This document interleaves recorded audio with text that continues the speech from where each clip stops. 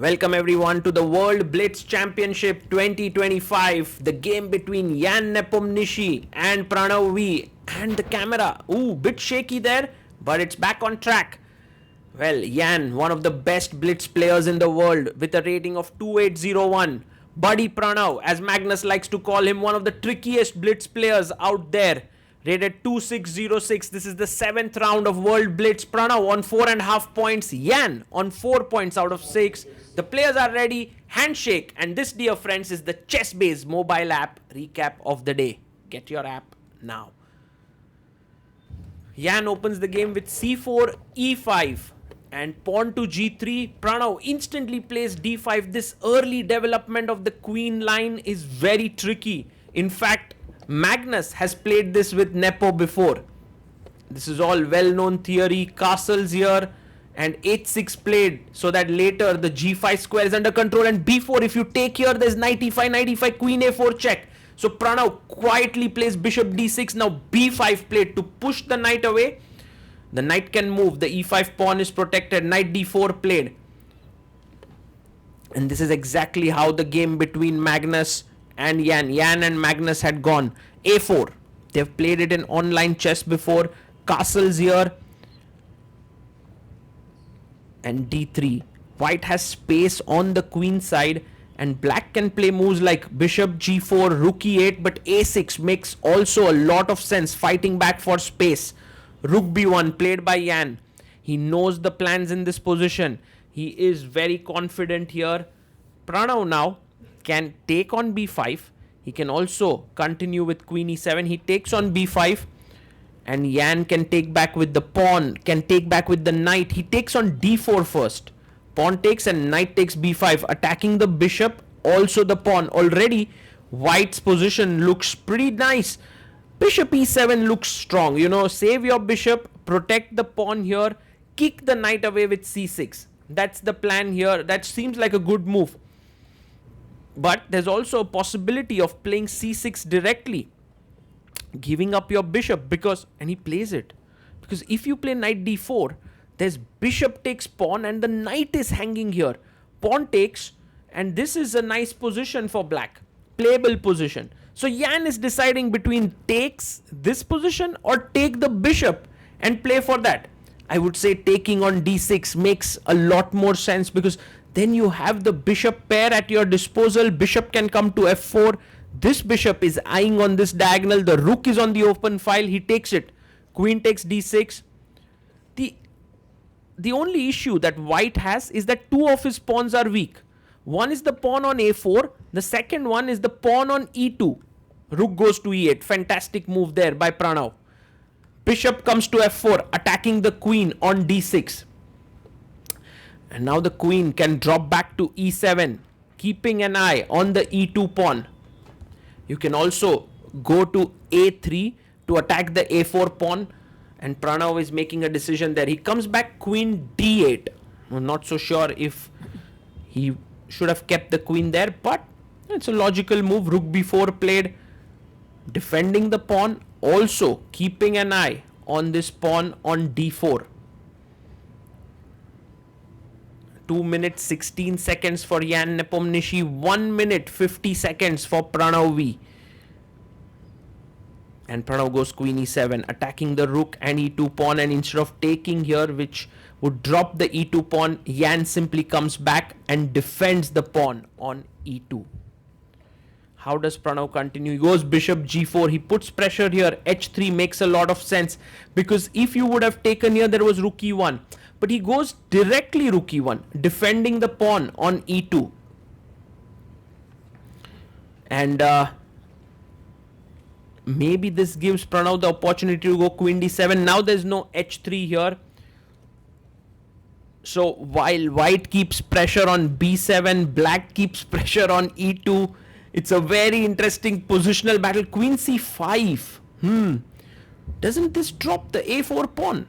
What's the idea here? Jan is getting a bit creative here. Maybe he wants to go bishop e5, attacking the knight and the pawn in the center. That's why he's gone queen c5. And Pranav is like, well, I have a free pawn, but Pranav needs to play quickly. He's down to a minute on the clock. He's trying to figure out whether he should snatch the pawn. He should not. He takes it. Bishop e5 played immediately. And Yan is kind of hustling Pranav on the clock. Knight h7 played. And now a very good move is rook b1, attacking the b7 pawn. He plays it. Fantastic chess here by Yan Nepomniachtchi.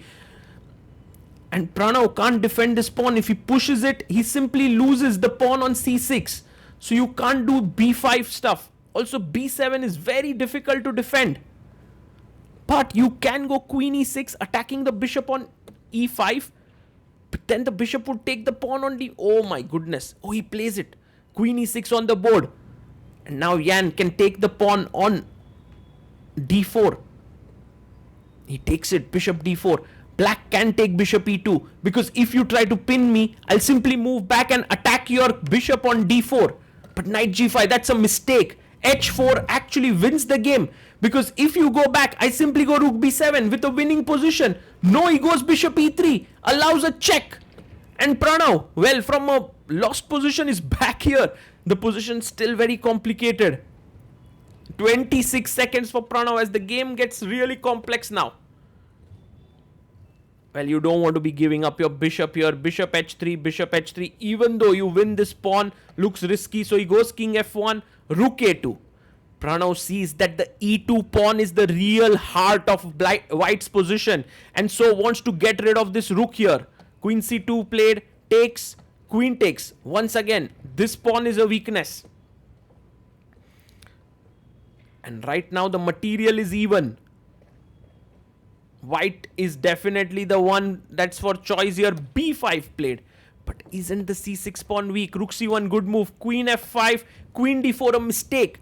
Well, rook takes e3 was the threat, but the best move was rook c5 and bishop e2. Boom! What a move by Pranav. King e2, there's queen f2. This is pinned. Insane tactics. King e1. And now can Pranav find knight g1? Another incredible move. No, he goes bg4 back. But this would have shaken up Yan because his position was great. And now it's complicated. He's in fact lost that pawn. Okay, Yan will get back his pawn for sure. But the problem is that the white king is now tremendously weak. So Pranav has only 7 seconds. He goes king d2. Pranav has to be tricky here. He goes knight g5 with just 6 seconds on his clock. Bishop takes, pawn takes, and takes the pawn on c6. Check. Rook goes back. A check here. Queen comes in, and Pranav, of course, wants to keep the queens on the board. He wants to win this game, and for that he needs the queens. Now queen a1 is a good idea to get in.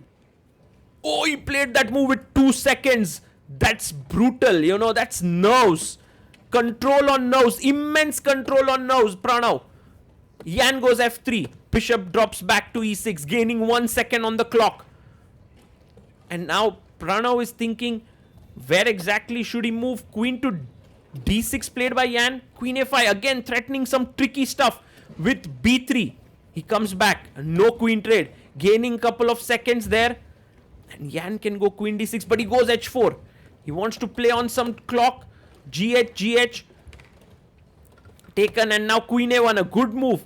Trying to get in here. He gives up the b4 pawn. Queen g1. Look at the difference between the two kings. Black is a pawn down, but his king is safe. Nepo also has 40 extra seconds. But is that going to help him here?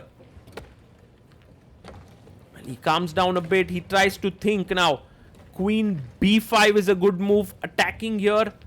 He goes queen c5. Queen h2 check. And Pranav is so tricky.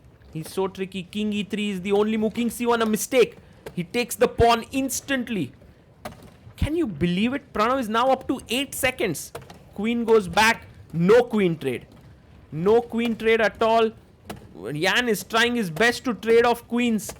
But look at this tricky stuff. Check. And now if king b2, there's check here. It will end up in a mate. So you have to play queen d1. But after chop chop bishop b3, there's a pin and you win the rook. And Yan is so unhappy there. He's like, how the hell did I miss this tactic? And now, of course, this is winning for Pranav. He's pure exchange up, and the focus of the youngsters is immense.